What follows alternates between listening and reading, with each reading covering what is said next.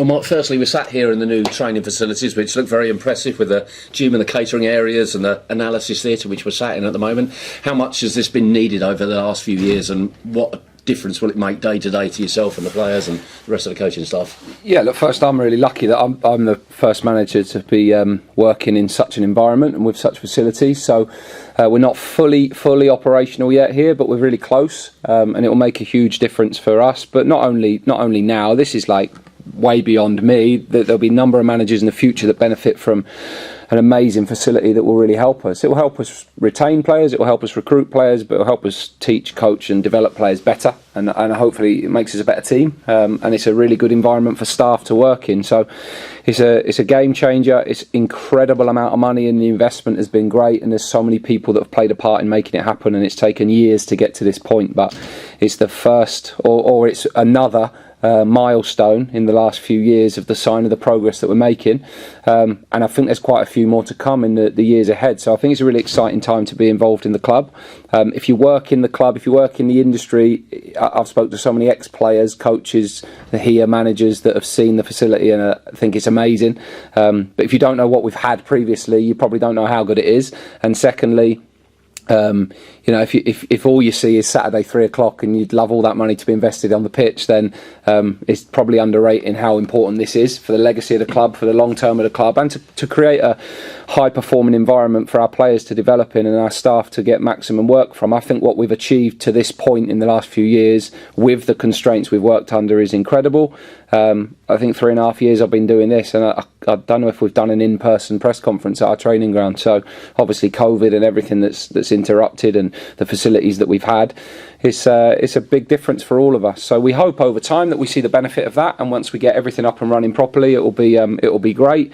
I think to everybody that watches these interviews, they'll see me sat in front of a board just like always. But if you actually look at the room I'm sat in compared to the room I have been sat in for the last few years, it's pretty different. So it's a big occasion for us. It's a big moment for us, big step forward for us, and we want to make sure that it really works for us. And ultimately, in the end, just like the development of the Abbey Stadium, or buying the Abbey Stadium back, or whatever other milestones you want to mention in the last few years, we're really grateful to the owners for that. I think everybody should be, and personally, to be in the position that I am now and benefiting from this is going to be really good for us. Yeah, as you say, takes you to another level in terms of professionalism, and you mentioned there the benefits in terms of potential player recruitment in the future.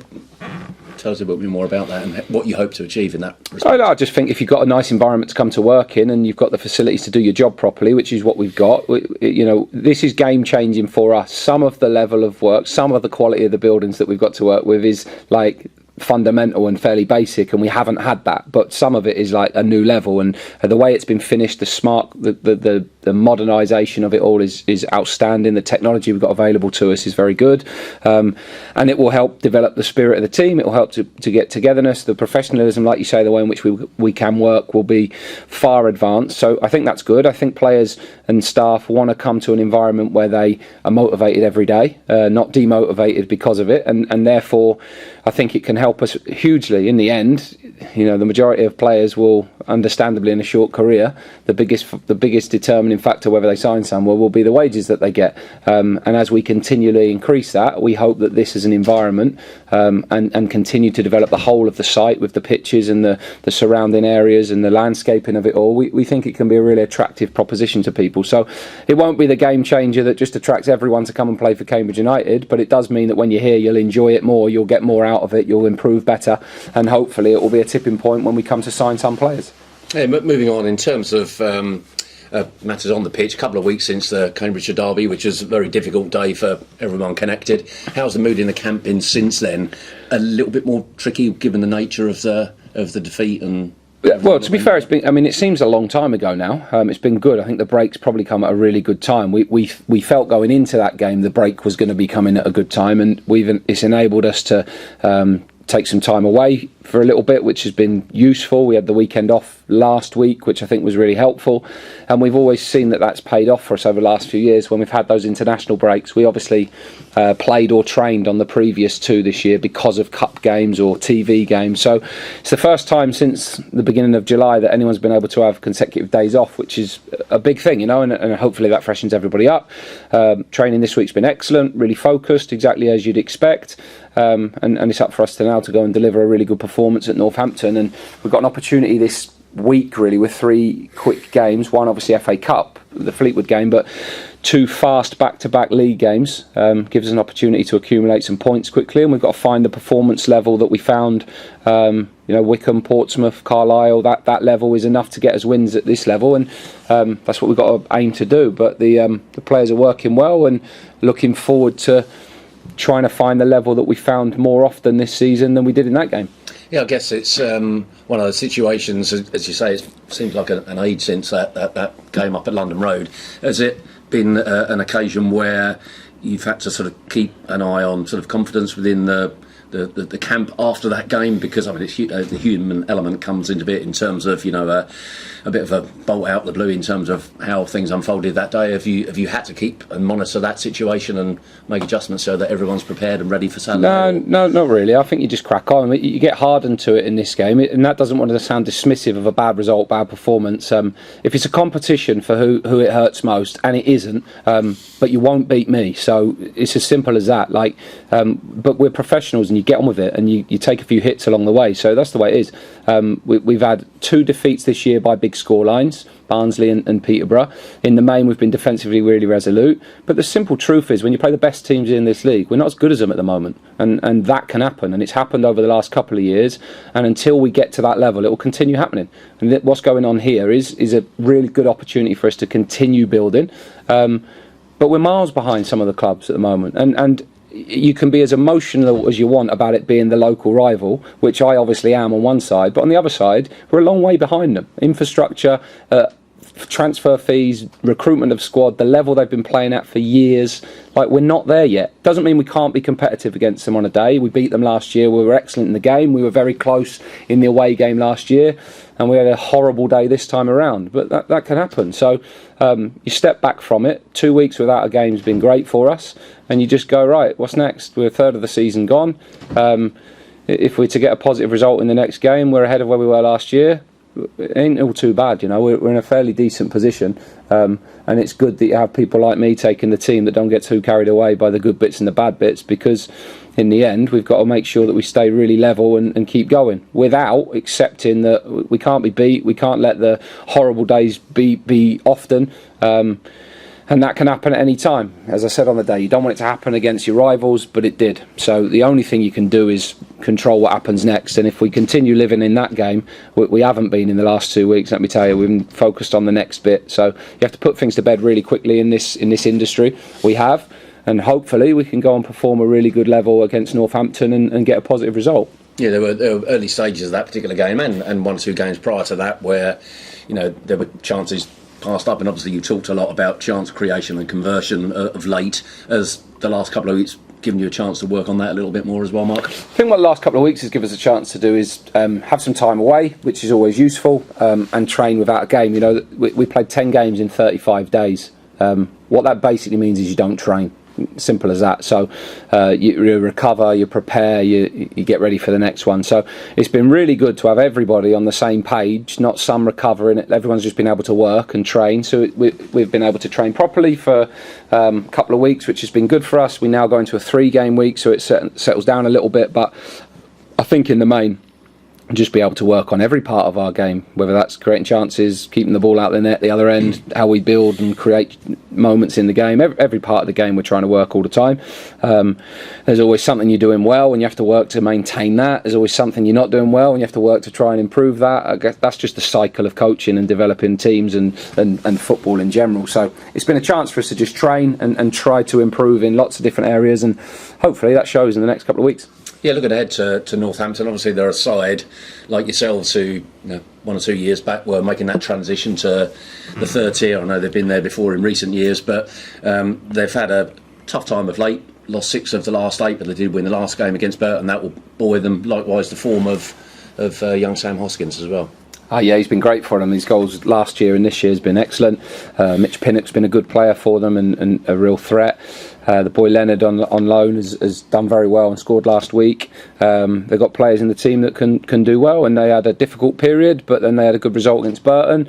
You look at the bottom half of the league, the reason why there's so many teams on the same number of points is that's what happens. You win some, you lose some. It's really hard to win 8 in a row. There's not many teams that do it unless you're at the top.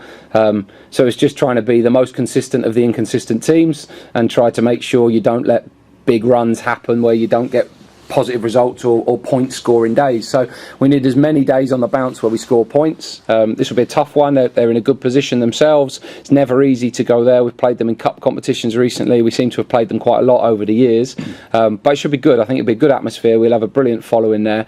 And it's a game we want to go and deliver a really good performance in. Yeah, I guess it's one of those games where I was looking at the league table earlier, and it's still, when you look at it, it's a barometer of how sort of fledgling or embryonic that table is, because you go into Saturday knowing that if you win, you're in the top half of the table. If you don't and things go badly, you could get dragged into an area of the table that you don't want to be. Is that the challenge to the players going into Saturday in terms of just maintaining? No, the challenge is for everyone to listen to that question and then realise how ridiculous the reactions can be. If we win and go into the top half of the table, or lose and go into an area we don't want to be, by definition of what you've just stated, the same can happen within another week of it going the other way. So what it is it's a 46 game season where you've got to try and win as many games as you can, and obviously we want to be better than we have been, and we definitely want to score more goals, and we definitely want to put wins together, but the wheels don't fall off with a win and they don't fall off with a loss, and it's not a open top parade when you win one either. Just like when we started great and we're in the top half like last season,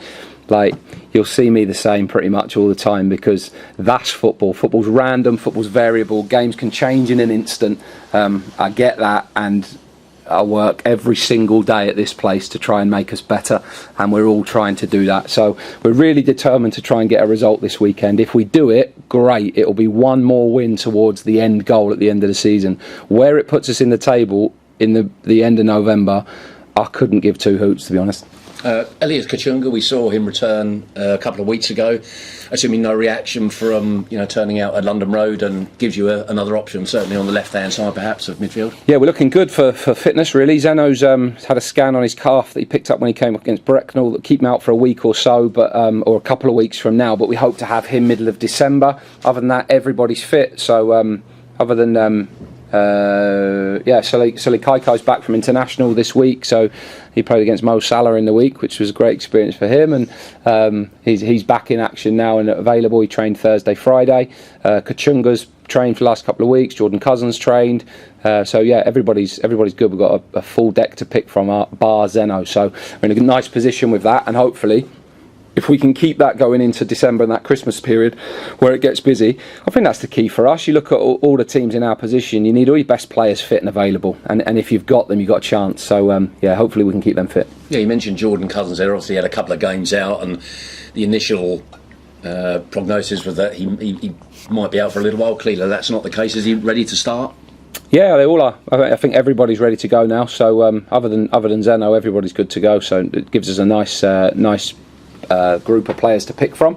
Everybody's trained for 2 weeks, so it's a case of now pick the right ones and see how it works. Knowing in a 3-game week we'll probably have to change people around, because if some play, they won't be able to play all of them, but that's a nice challenge to have. So hopefully we can keep everybody fit. Obviously Jack Lancaster was suspended last game, he's available now, so yeah, we're in a nice position going into this one. Just one final one on Harrison Dunk. Obviously been out with his meniscus issue. I think the early signs were that he could be back end of this year, early next. How's he progressing? Probably end of Jan, I'd expect, maybe middle of Jan. He's going quite well at the moment. He's not out on the grass, but we expect to have him out there around the middle to the back end of December, which in itself will create an issue, because the weather and the fixture programme means we're limited for how many training sessions we have. The schedule's ridiculous really, so we don't expect to have him in full training until January, and then maybe 2 or 3 weeks into that, if there's no reaction, he should be able to be back in action, which is good. But he's been around, he loves this place, having waited quite a while. I said we'll have to name the salad bar after him or something. But I think he's looking forward to getting back fit. It's been nice actually. I saw Liam O'Neill last week. I saw Josh Coulson, he came in for a coffee with me here on Wednesday. Saw Greg Taylor at the Hall of Fame dinner, and all of those sort of boys that have been here a long time. I think part of it wishes, well, why wasn't this on our watch? But at the same time, I think that they can see the progress, and it's quite exciting.